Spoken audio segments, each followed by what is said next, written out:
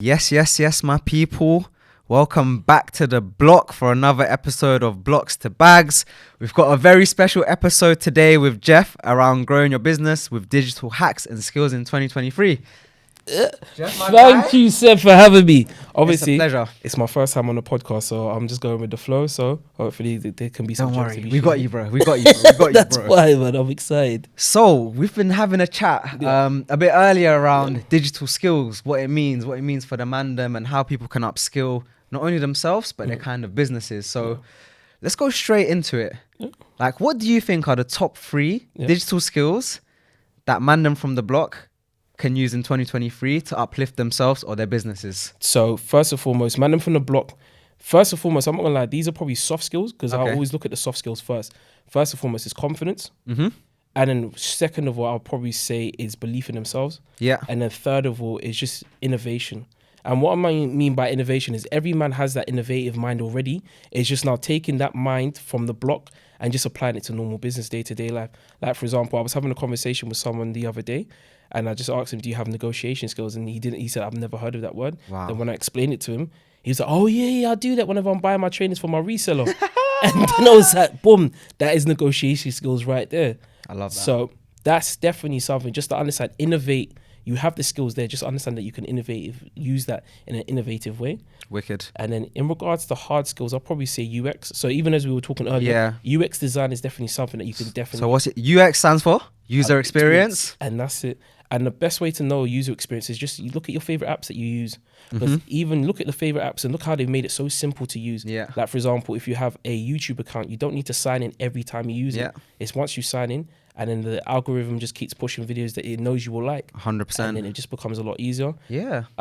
Yeah. A beautiful one. When it comes to UX, like a beautiful one that I like to tell people is the Tinder swipe function and how that kind of changed the game when it comes to apps and designs and stuff like that. So that's what I mean by UX. So, you know, on this show, we like to talk about the block and the bag. So let's start off with you and your bag. Okay. Tell us about your bag, what you're kind of doing, what you're kind of up to nowadays, some of the companies that you're working with and what you're trying to do. So with the bag right now, what I'm doing is I'm actually teaching young people between the ages of 16 to 24 how to now, for example, to identify their digital skills and what skills they have, upskill them in that kind of way. And so that way we can prepare them to get into apprenticeships, internships, work experience, and into even full-time work, or even potentially if they wanted to set up their own business.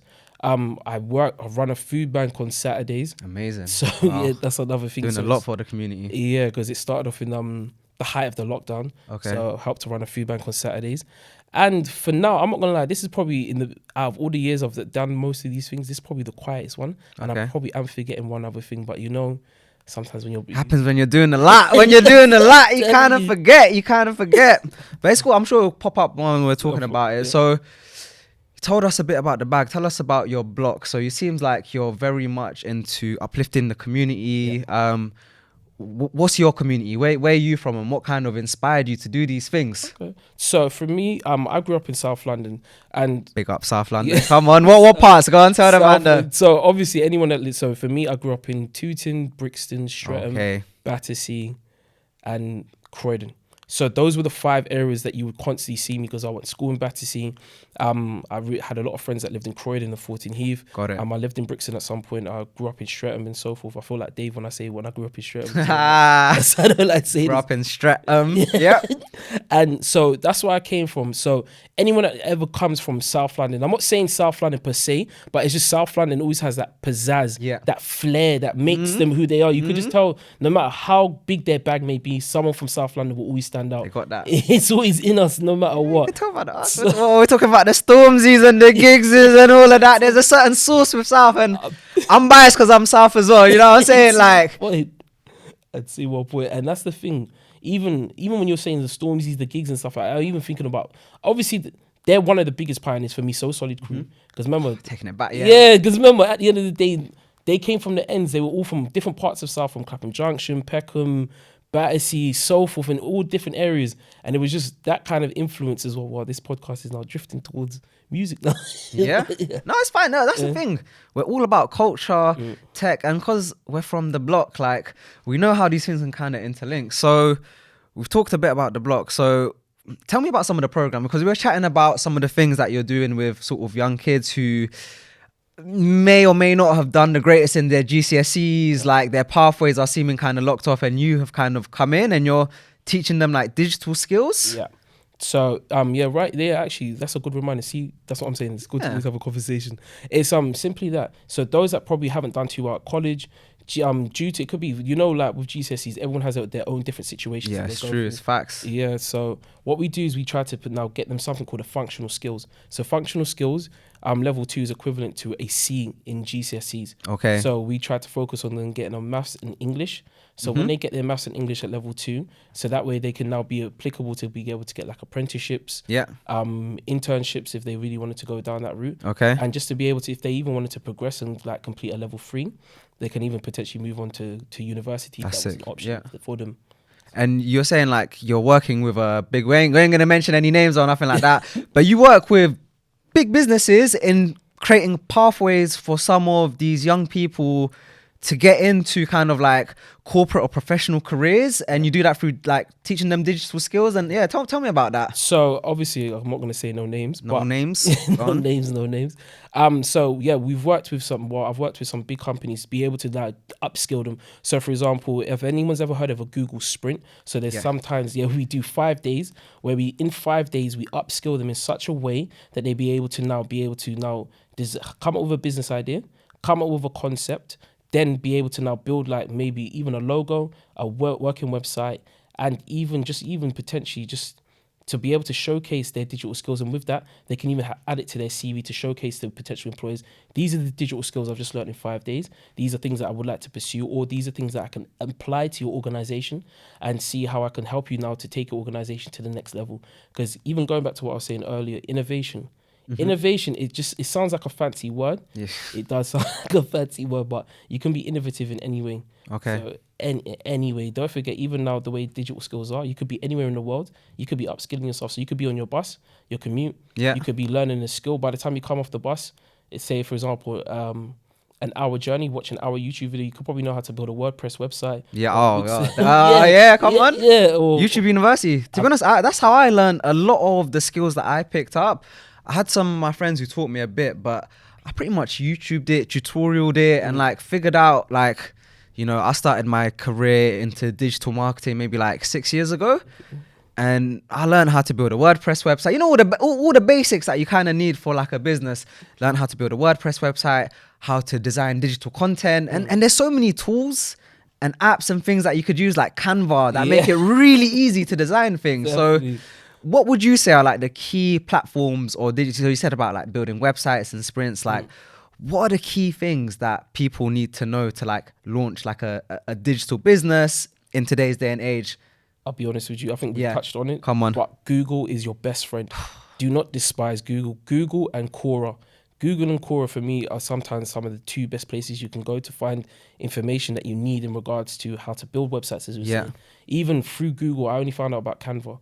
It was through. I wanted to know because I was like, I'm not a graphics designer. I don't know how to use Photoshop. I don't know how to use After Effects and all of these fancy things. Man, don't even want to pay for Photoshop most times as well. You know what I'm saying? So I remember Google taught me all of these free things, and YouTube. When I mean, like even when you watch these like top 10 tutorials or top 10 hacks and stuff like that, these videos will give you nuggets of places where you can go and websites or even potential other people where you could follow, and then you could see, oh, this is how you do it, this is how you do it. Because even I think we were having a conversation even before this podcast, but it's so easy now to build a digital business in the space of like realistically all you need is like £20.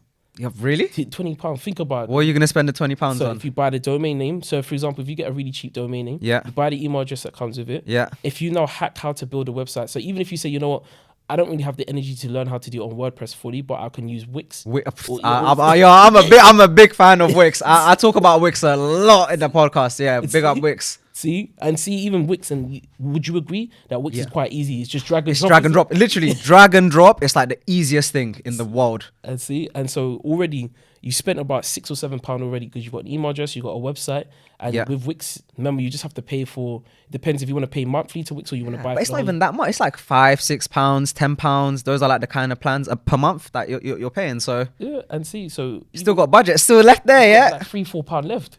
And then that's it. And then setting up the social network platforms are free of charge anyway. Exactly. And if you use Canva to design your logos and stuff like that, you've spent probably like roughly £17, 17, £20, and you've got as they say, a digital presence. Yeah, facts. So we were both talking about our journey into like the world of like digital skills and stuff like that, and you're telling me about how you got into it through learning it and starting an e-commerce brand with your kind of boys. Yeah. So yeah. Okay. That's how it starts for a lot of us. Same here, you know. I started a fashion e-commerce brand, and that's how I kind of got into the world. And I built a little WordPress website, and I learned how to do the graphics, and that's what really opened up my eyes to the world of digital. Yeah. So tell me a bit about your journey of how you kind of got into it and what inspired you. Cool. So as we were saying earlier, Yeah. so like all the guys that I grew up with, they all did construction. Their dad did construction. So from the times we were 13, Yeah. his dad put us to work. So he was building Yeah. his back garden and stuff like that through construction. But then when I got to college and I was leaving year 11 and I had the choice, I was going to do construction, do plumbing and stuff like that. But my mum spun me. My mum turned around and said, why don't you do accountancy? And so I said, okay, look, I'll Shout do out accountancy. Mumsy. Shout out Mumsy, yeah. 100. So I'd done accountancy at college. I'd done accountancy at college, and then I was like, okay, cool. It was all right. I didn't do too well, I'm not going to lie to you, but I just did it, but I had the working knowledge of it. Then fast forward a few years later, I was like, you know when you've done retail after you finish college and you're just thinking of what else to do? Yeah. And then I said, let me fall back on this qualification. So I'd done accountancy, got into a accounts job, and I was doing all right with it. And then eventually I got bored because I was like, realistically, could I see myself doing this for the rest of my life? And I realized, no. Nah. So I found something called Upload Live from a company called Freeformers. Unfortunately, they're not around anymore. Happens. So, but RIP, but shout out them. But they gave me the opportunity. That Upload Live blew my mind because What were they showing you? What were they doing? Okay, so they showed me UX design, web design. They showed me how to like build a website using HTML, CSS. These are key things for a business. So take notes, yeah? Go on.